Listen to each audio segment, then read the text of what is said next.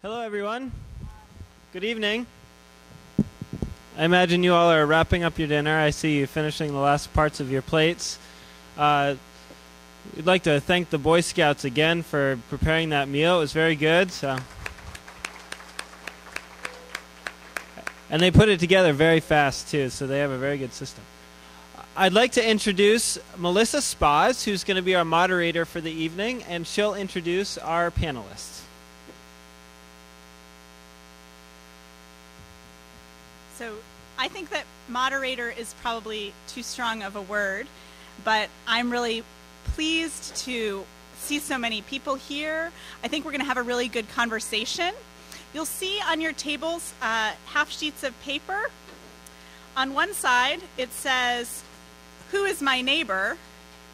And there are a couple of questions for you to ponder in your heart, and that then we'll discuss after we hear from our guests.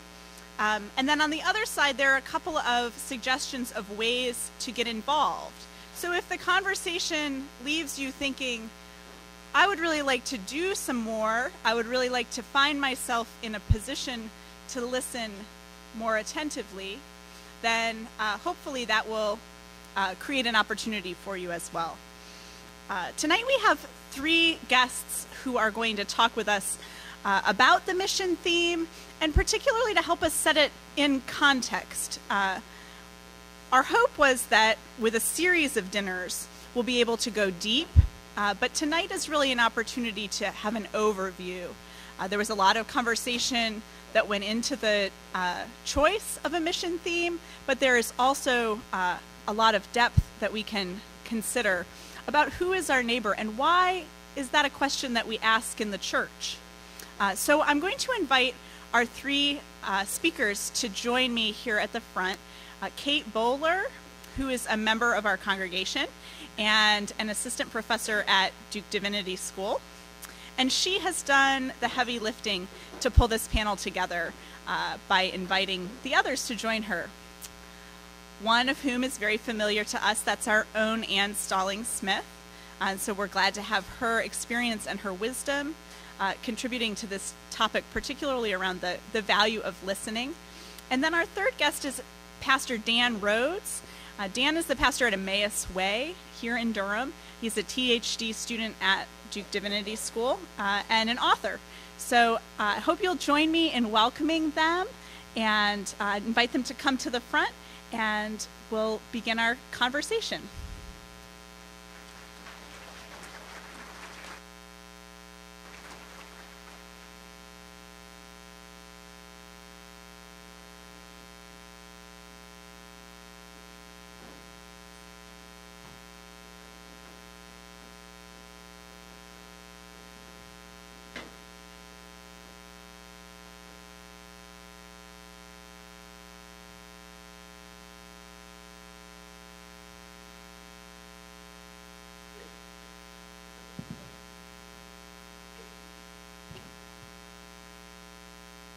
Are we a sitting or a standing kind of group?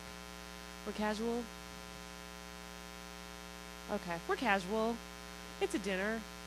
We're friends, almost friends. So thanks so much for joining us. This is such a great opportunity to dig into a really rich missions theme, Who is My Neighbor? And a lot of these conversations came out of especially Roger's pretty incredible sermons lately. Does anyone feel like he's really just killing it? Yeah, I mean, really. So I was, they've just been very moving and very, very rich, and offer us a kind of way to think more constructively about what does it really mean to be with our city? What is that being with look like? As Methodists, we have a kind of special hybrid identity that I think makes us a little bit special. I'm new to Methodism. I picked your team. I like your team. But what I like especially about it is it has this kind of unusual mix of both an evangelical identity, a sense that we sure love Jesus. We want to have a rich and personal engagement with our God, and we have a sense of testimony. We want to share this with other people. But also we have this other kind of mainline social gospel-y identity in which we think structurally and systematically about how God's kingdom can and should be inbreaking into this world, and how we can think in a kind of macro level about how that change can come about. So we start talking a little bit about what is the nature of that Christian hope that we can offer people as Methodists. What does it look like? Does it look like knocking on people's doors? Does it look like always having to have the most efficient and effective social programming? This sort of question always is of not just personal but academic interest to me, because I study the history of self-help. So I study history of how people think about the kind of personal and religious improvement that we can offer one another. And it seems to me that we have a lot of competing visions of what Christian hope should look like. And most of them sound a lot like guarantees. God wants to prosper you. Things will always improve. I always used to love it when Tim at Emmaus Way would say, when people convert to Christianity, they always think their kids are going to be smarter. Right? That we just have a sense that that when God is for us, it always means that our life has to improve in an especially tangible way. But one of Roger's sermons really challenged me to think of the way in which ideas like that can quickly crystallize into platitudes. Right? When a door closes, God always opens a window. Things are going to get better. Right? They simplify, they oversimplify very quickly, and especially when they are abstracted from the overall story of the gospel. Our competing notions of Christian hope often get distilled down to principles. That's why almost every book in the Christian inspiration/living section at Barnes & Noble will have the word principle in the title. 12 principles of Christian living. 5 principles of a successful Christian marriage. And this obsession with principles, I think, comes down to the deep American hope that if we just get that little nugget, if we just break down the story into the simplest and most optimistic half sentence, that there we will find a perfect truth that sustains us through the hard times. And lately, I've really been hoping for some of those Christian truths myself. I spend a lot of time traveling around going to healing crusades and faith rallies, and because I study the prosperity gospel, I do a lot of traveling. So I'm always the person in Israel at the Benny Hinn healing crusade, near the back with a notebook and a pen. And I have a lot of love and compassion for them. I do. But I've also had a lot of struggles with my own health in the last few years that have left me with fewer and fewer oversimplifications about what God does toward those that he loves. And I think the sense of story that Roger has been calling us to is, and this church facilitates, is the sense that that somehow platitudes are never going to be enough. Because when we live in a story, we live between competing truths, right? The sense that God loves us and God is for us, and yet also that the world is not as it should be.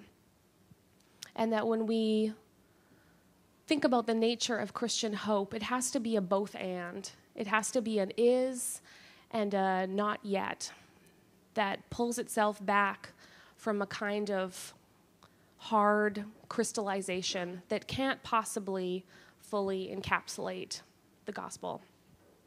So anyway, just some historical reflections. And now to Dan. I'm not sure which one of these to use. I will say you've done a very dangerous thing here, which is that about 7:10 give the mic to a Baptist. So I'm a minister at a congregation just down the road here, and I think what I'm going to try and do, I'm going to talk a little bit about hope and about how we think theologically of hope. And I'm going to do that kind of in a narrative style, the way in which kind of our community has thought about this process. And to begin with, I think, we live in a culture that is dominated, I think, by many things, but two things that very much dominate our culture are, one, that we live in an information age. Right? We live in an age where we're saturated with messages, with information, and we tend to think that access to information is a primary way in which we can procure our future. Now, I come from a more conservative background, and I think a lot of our congregation comes from a conservative background, and our tendency in that background was to think of hope as access to information. Right? We took that passage from 1 Peter 3 and we thought, hey, if I always need to have already a way of giving an account of the hope that I have, then that means that even before people ask, and primarily before they ask for it, I need to give them an account of the hope that I have. And this hope is primarily information that I have, I can give to you, and you can take that information and somehow hope. The problem is I just don't think that works.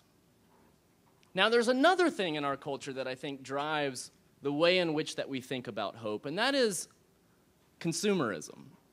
That we tend to think of hope as another product that we can acquire, something we can pick up off the shelf. And the tendency in this type of thinking, at least from what I've seen, is that hope tends to get sentimentalized. And that hope tends to be something that, if I were a better speaker, you guys would pay me a lot of money to come talk to your 8th graders, and I would inspire them with messages of how their future will be promising and will be great. You would maybe pay me to come talk at graduation ceremonies, at commencement addresses, to tell your college kids how wonderful their life is going to be. Because we tend to think that inspiring hope in people is just giving them a little glimmer, a little emotional boost to kind of get them a leg up on the future. That what we really want to do is to kind of give them just a little bit bigger picture of the successes that they've already had so they can chase that down the road. I don't think theologically, actually I'm pretty sure about this, but Dr. Smith can correct me if I'm wrong, that is really what hope is.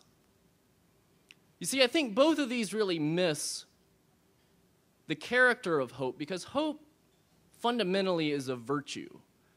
And as a virtue, it means that hope is not something you can give. That despite all our best efforts of going to the soup kitchen, of all these types of things, and we think we're going to give people hope, that hope doesn't work as a commodity. Hope doesn't work as something that you provide other people with. Hope as a virtue is something that has to be shared. It's something that we have to live together.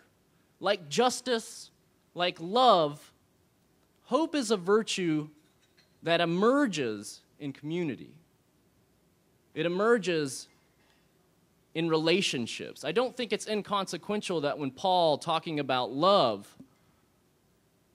says that love is in some sense what makes the way for hope.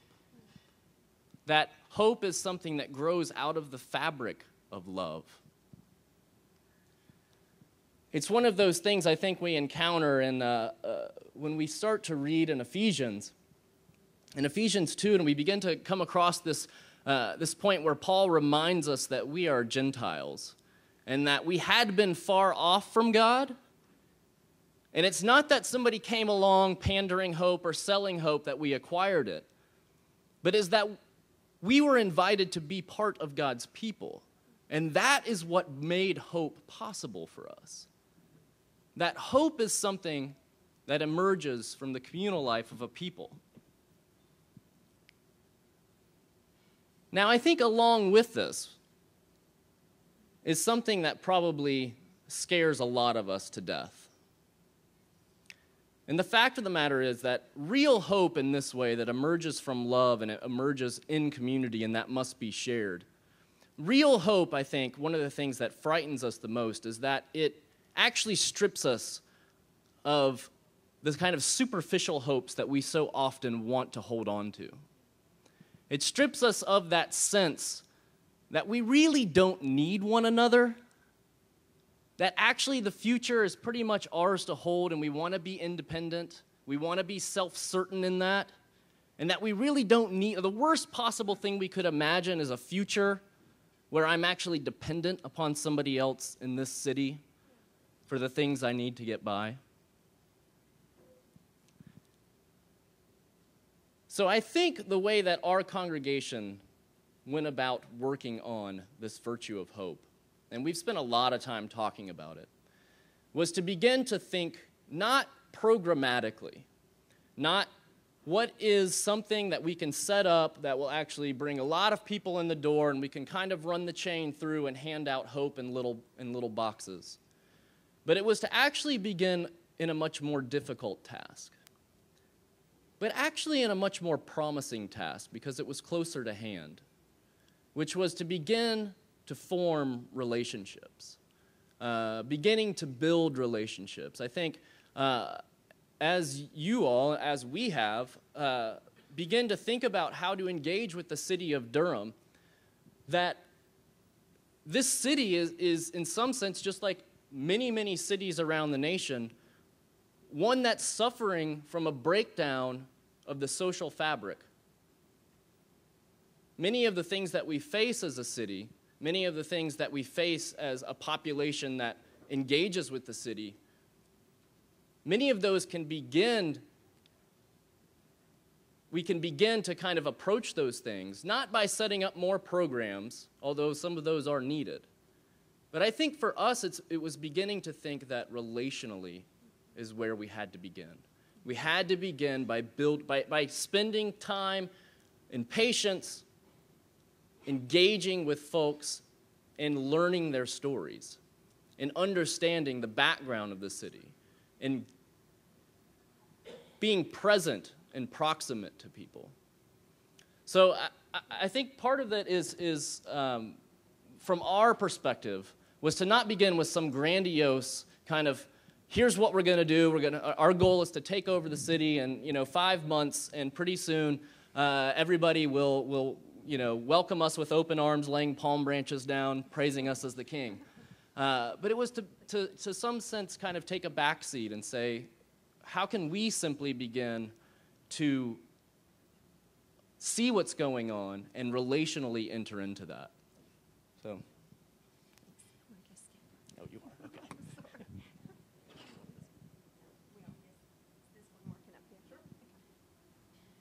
I like to see y'all. I want to see you. We're talking about in our church, our mission is to go out and get to know our neighbors. And one of the best way to get to know our neighbors is to listen. So they've asked me tonight to talk about listening. People need to be listened to. How many of you all ever have anybody that listens to you more than 5 minutes without interrupting? So it's really important to do that. Listening is following the thoughts and feelings of another person and understanding what the other person is saying and meaning from their point of view. So we really have to put ourselves aside, don't we? It means being present to the other person. We're going to be keeping our focus on that person, maybe sitting a little forward in the seat, keeping our eyes on them. And have you ever seen a cat watching a mouse and all that's moving is his tail? That's the way we're supposed to be, focused on the people and listening to them. At the root of this process of communication that we're talking about is listening, not talking. When you listen to me, you put your own life aside to hear me. The good listener truly wants to know who the other person really is.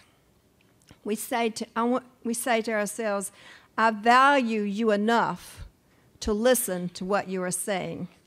I value you enough. Communication is one of the most important sources of happiness and health. And a lot of the people that we're going to see maybe haven't been listened to. The suffering of non-communication in a relationship is very real and painful suffering. You know that if you've ever had somebody in your house who wasn't speaking to you. Good communication is the main work of a real relationship with your children, with your spouse, with your neighbors, with anyone. Good communication, and it's not easy. It's not just sitting there. It's really focusing and listening, and it needs lots of practice. Our motivation for listening is our inner need to know and be known. We all want to know and be known. We want the joy of sharing. Loneliness is the prison of the human spirit. And I bet you there are a lot of people in Henderson Towers and in the West End who are in that prison without anybody to care for them and kind of lonely. And some of us in our own homes are too, aren't we?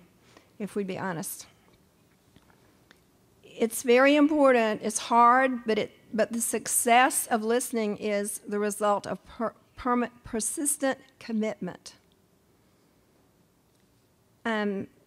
Self-disclosure, see, we have to be convinced that we are a gift to other people and they are a gift to us when they share and they tell their story. So I want to say to you, when we're going out to get to know our neighbors, I think there's 3 things that are really important. One of the first things is to pray before you go. Ask God to help you to focus and listen. The next one is to be really committed to listening and focusing on the other person. And the third thing, and this is really true in our homes too, is to accept the person where they are, love them right where they are right now. Maybe they're mad, they're sad, they're glad, they're upset at the government, whatever they are. If we accept them, God put in each one of us the ability to grow and learn. But we need somebody to care and to accept us where we are, and then we can go on and grow and learn. And we are going to grow and learn a lot too from people that we meet, because we're going to have people entirely different from us. And we need to grow too. So if we accept them where they are, and at the end, thank them for sharing, and thank them for sharing their stories about their life. And my husband said I should give an example. Suppose one of the people says to you, I hate the government, they're all out to get me, whatever. Well, we can just say, it sounds like you've been having some issues there or something. Just try to keep them on talking. Or like with a child, if they come home and say, I hate my teacher, well, we want to say, you shouldn't hate anybody. But just say, it sounds like you had a tough day with the teacher. And then the kid will say, yeah, that's right. You want to keep the communication open, not shut it down. So just remember also, it's a spiritual discipline to listen to other people and to listen to God. That's spiritual discipline. Okay, so when you give a person the gift of listening, you are truly giving them yourself. It's perhaps your most precious and only true gift. So be ready to listen. And I wanted to read you one funny thing. There's this thing that we have in Stephen Ministry. It says, I know that you believe you understand what you think I said, but I'm not sure you realize that what you heard is not what I meant.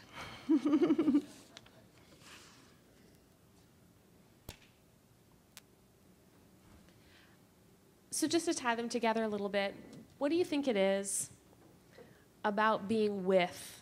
The idea of listening, learning, and living with our city. What do you think it is that's so anxiety-provoking about that imperative? Well, it's something new. It's always hard to go out and meet somebody and do something new like that, and you don't know how you'll be accepted or things like that. So that's why I said pray first. Yeah, I think that, most of us don't need a lot of impetus to have a lot of anxiety. I think we probably live most of our lives in anxiety. I really do think that to some extent our imaginations have been captivated by the stories that being with is really an impediment, that it really is an impediment to me actually living a successful, hopeful life. And the problem is that's just not true.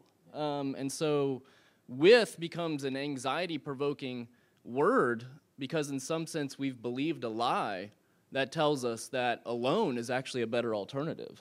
And I think we're actually living with that, which I'm not sure if that's working out well. I sometimes wonder if I feel caught between the two models. The evangelical model of feeling like I always have to have an answer for something, a theological answer, an emotional answer, some kind of a special like reservoir of wisdom, and then a kind of social justice answer in which I should have something in my hand or a place to direct somebody to, but just some kind of structural response to a problem without, and when I'm encountering a problem that's deeper and longer and harder than I know how to deal with, I find it's just easier not to want to step in at all. I know, did you want to? Yeah, sure. Sorry, do you want to? Yes. Is it on? So our panel has agreed to take questions. So if there are a few questions, you guys keep one, a few questions or things you would like to hear more about, then we're glad to hear more from our panelists. And then we'll take a few minutes to do that, and then we'll transition to some time for discussion as well. Go ahead and raise your hand if you have a question that you'd like to ask the panel.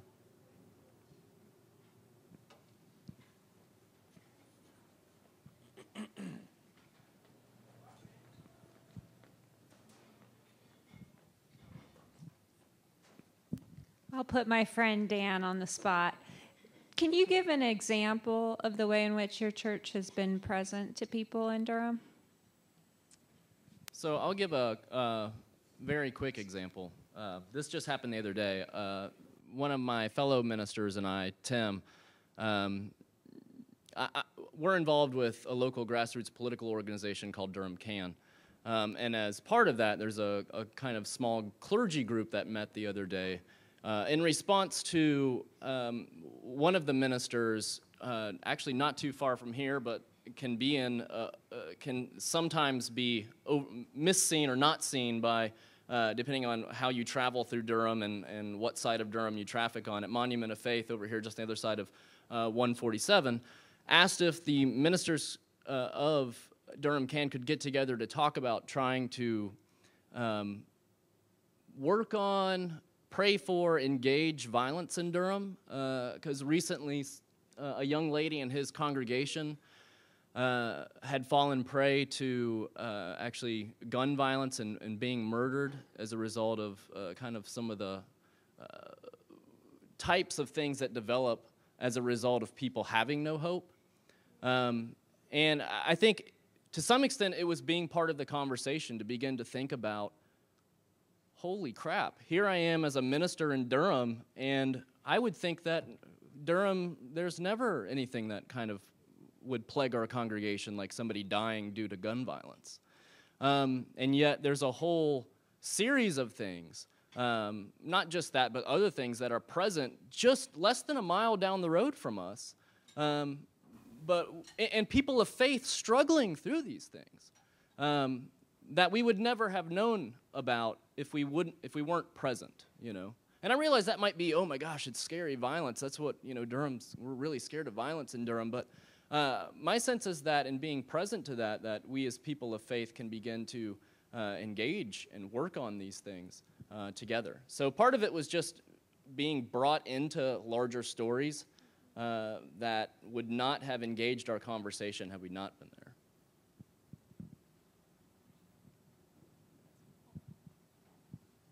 You want to fire back, Pression?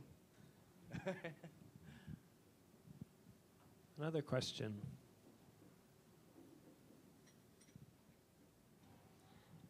I have a question. I feel like we've heard sort of what I would describe as a spectrum of different opportunities to be attuned to listening. I really appreciate that because I'm aware that in my day-to-day interactions, I can become really focused in on what I'm doing and not be open to opportunities to listen, to be with, because I'm charging forward. And I wonder about, both from really for Ann and for Dan, in Stephen ministry, what kind of practices an individual can cultivate and a community can cultivate to be ready to listen, And so both in that individual relationship and then also as a community. I think if we just think of the other person as having a fascinating story, because everybody has a good story, and if you just listen to what they have to say about their life, it makes it really kind of fun. And I know when we went to Henderson Towers with Reynolds, was it Reynolds Group? We went down there, and we just had a good time playing games with the people and just being there and hearing about their lives. Yeah, I think storytelling, but I also think, I don't know, maybe this is just my personality, but I think arguing is a good, I think you have to be, like, there's a certain element to being able to argue with one another that allows you to tell the truth.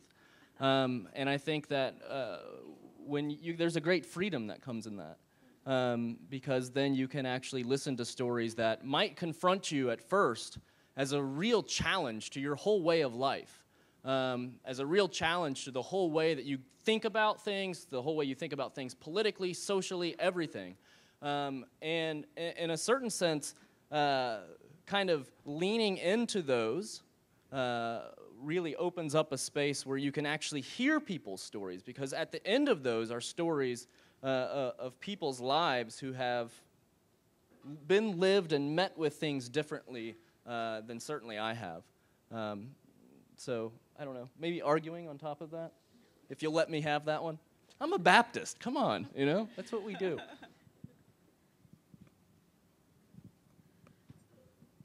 Other questions? Okay, here and here, just get you next. And I guess I'm going to address my question to Ann. Oh, okay. Here, let us get you. We'll get you the microphone. We've got two questions, so. When we're talking about listening to another person and hearing their story, we're going to have to determine a way and a means that we can be in an environment where you can interact with people who come from different areas of life, who have different experiences and different backgrounds. I guess what I want to know is, how are we going to put ourselves into that position so that we can interact with these people and get to know them and understand where they're coming from? We can listen, but if we don't have a true understanding of what's taking place in their history, you're going to be limited. You may have to ask that question to Reynolds, because I think you were considering the Henderson Towers area and the West End area as two neighborhoods. Is that? I think your question is a very relevant question. It brings up the question of space. That one of the ways Dan talked about, the way that we're alienated from each other, and a lot of times we just don't know how to be in a space with people that are different from us. And because our neighborhoods are geographically separated from each other, and our work lives and our schools. So I think that's a very relevant question. And I think that this year, it's going to be a journey of learning how we can enter into those spaces. And so I think the first answer is we're kind of stumbling our way through it and learning how can we make those spaces. But more specifically, what we have kind of cast a vision for, things that might work, is one, these celebrations that we're going to be having in the upcoming year, where we host events here at the church and we go out in community and invite people in so we can be hospitable and welcome people into our space. So that's one way of doing it. Another way is going out. So that's the inviting in, and another way is going out. And some of you filled out the survey that we had in church sharing what you're interested in. And one of the questions asked, well, are you interested in doing outreach, getting to know new people? And that good neighbor team that we're developing is going to be going out into the community and just getting to know people, getting to know the community leaders in these local communities, like the Henderson Towers, which is right on Duke Street here, the West End neighborhood, which is right that way across the freeway, and getting to know the leaders in those communities and asking them, how can we put ourselves in your space? How can we come humbly before you and just listen to your story? What kind of events are you having that we can come to? So those are just a couple examples, but the floor is open for other people. I mean, throughout the year, if you know of spaces where we can meet people of other backgrounds, share it with the congregation, because we're all doing this together, and we all need each other. So. Yes. Yeah, I think that the rest of you mean the dinner and discussions? Yeah. The rest of the dinner and discussions will also be a space where we get to know kind of the issues that are in our city, the resources available for things like housing, affordable housing, and homelessness, and or hunger, and those kind of things. And through that, we can know where people are taking care of those issues, and we can know what the needs are, and so we can say we find out, Habitat for Humanity is an organization that provides affordable housing for people. Then we go and help build a Habitat house, and we get to meet people who are looking for a way to have affordable housing. And that actually is an opportunity, so you'll hear. If you want to volunteer with Habitat, there's some information on the table for you. So. Yeah. Okay. Do you want to add anything to it? I was just wondering about the mechanics that were going to happen, how you were going to bring about us getting together with people from the community. That was that was hers, sort of. So, I just want to add one more thing to that. I think a lot of times it's just being there, and not. I think that's kind of been a theme here, like the challenge of not having anything to bring. But just being in that space, if you have the opportunity to be there, I think is really important. Jerry. I want to give, rather than a question, a statement. Our group, Ann touched on it. We went to Henderson Towers. This is our Wednesday night small group. And we went for one Saturday. And I happened to be back down there last week just to drop off some clothes. And 3 people outside said, hey, you were here a month or so ago, you and your wife and the people.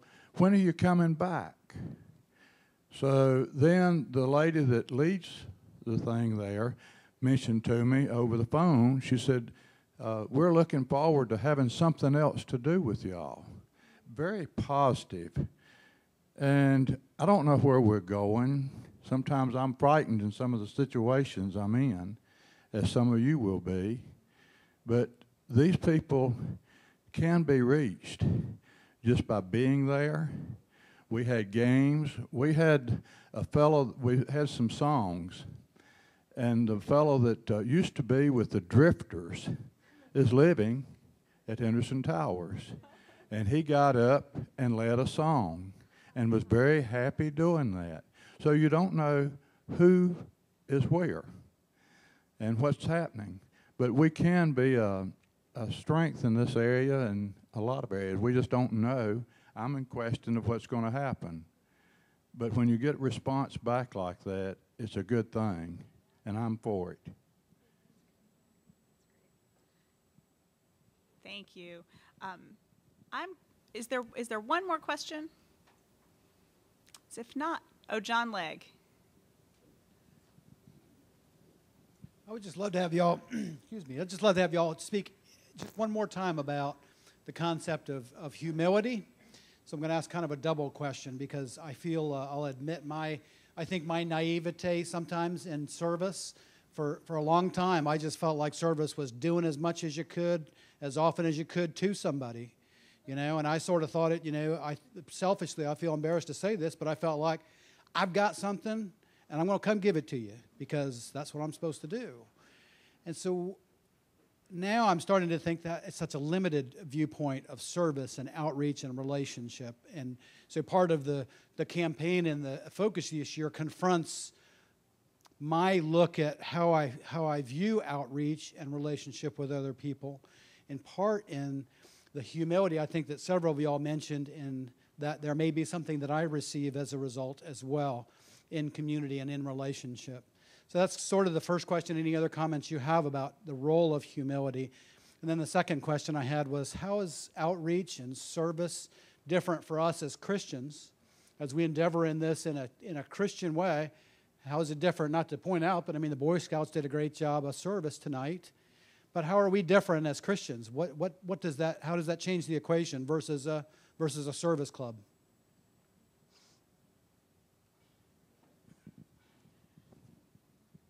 I mean, obviously, great points, and I'm just going to speak off the cuff here.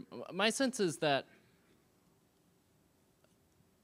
humility, yes, but there's a lot of kind of false sense of humility that prevails that really never allow relationships to get going. And I say that with hesitation to say that what I'm talking about is that when you engage with folks, whether they be just outside the building here or wherever you're going to be, that they're going to be able to see through inauthenticity, right? And so there's a way in which you give yourself into a relationship that is not pompous, as if here's everything I have to provide for you, but is also not falsely humble as well. In the sense of, oh, well, there's, this is what you get when, maybe this is too controversial, but when people go on their first mission trip abroad, right? What do they say when they come back? Oh, we learned so much from the other people. They taught us so much, and it's kind of like, well, of course, what'd you think was going to happen? But we tend to kind of take that as another commodity, especially for us in predominantly white congregations. We tend to take that as another commodity that we can pull out and obtain for ourselves. It makes us feel a little better, and we get humility with it. Wonderful! What a great combination! We've conquered the whole thing. And I would just resist that a little bit. That real relationship's going to call you into confrontations sometimes in these situations. I think dealing with and wrestling with people where they come from, you're going to be confronted with some hard stuff, right?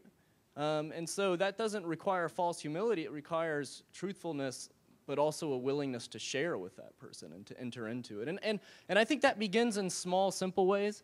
Think about where you buy your gas, right? If there are neighborhoods that you're intentionally trying to get involved in, where do you purchase your gas? Do you drive out of the city to get your gas? Do you drive over to this part to think in the small, I think, places of where do we eat? Where do we eat our dinner?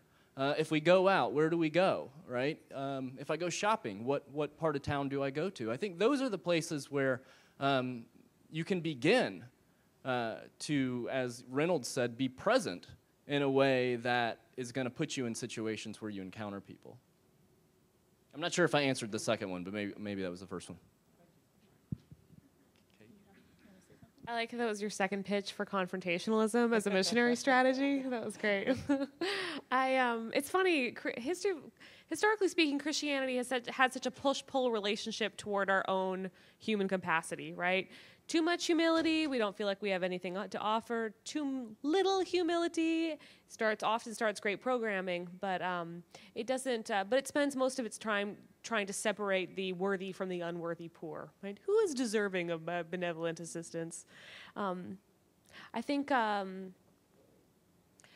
humility offers us opportunities for engagement, but in getting back to the Christian versus just opportunities for help in general, I think humility always has to root us back in the story, in the story of the kind of good news that we're offering. We're not offering abstracted self-help, we're not offering principles of self-improvement, we're not offering ways that you can take your half steps toward a better you, live your best life now. But we're ultimately people who have been claimed by a story that is so great and mysterious that it continues to confound us and pull us back into a hope that is always beyond ourselves. And it's precisely because it is beyond ourselves that it is great news.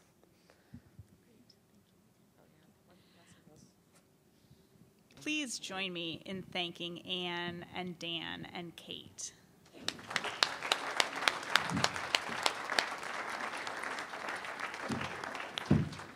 I am mindful of the time, but I want to share a few things with you and then invite you to consider two different opportunities for the next 10 or 15 minutes.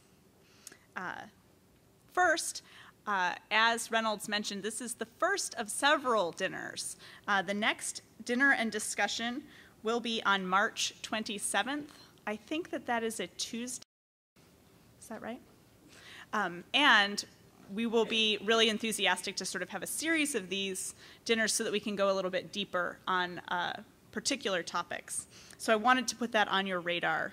I also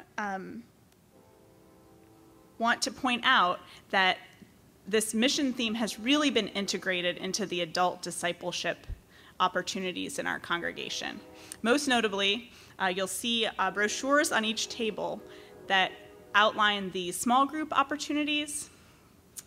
This season, this spring, we are going to have a common experience, particularly scheduled over different nights, but all reading the same book, which is a book by Sam Wells, who's the Dean of Duke Chapel, and Marcia Owens. I think that it will be a really helpful common vocabulary for us to continue talking about these topics. But I just want to invite you to consider signing up for one of those small groups. There is a table at the back where you can drop the slip if you choose to sign up tonight. There are also copies of the book available to purchase. For how much money, Reynolds? $10. So if you want to get a jump start on the reading, that is available tonight as well. The other thing that I would invite you to do for the next few minutes as you catch up with folks and head out the door is to take a look at some of these discussion questions and consider them.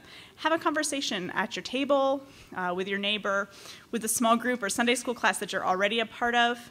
And just think about how our missions theme, who is my neighbor, relates to your sense of Christian vocation. How does it challenge you? What does it mean for you individually? What does it mean for you in the commitments that you've already made? And then to think about what you've heard tonight from our three speakers and how it speaks to you. I invite you just to take these questions with you. Have a conversation at your table tonight if you're willing to stick around for a few minutes, but I don't want to hold you too late. So just invite you to consider signing up for the small groups. Take a few minutes to have conversation at your tables, and I'm going to ask one of our pastors to send us out with a benediction.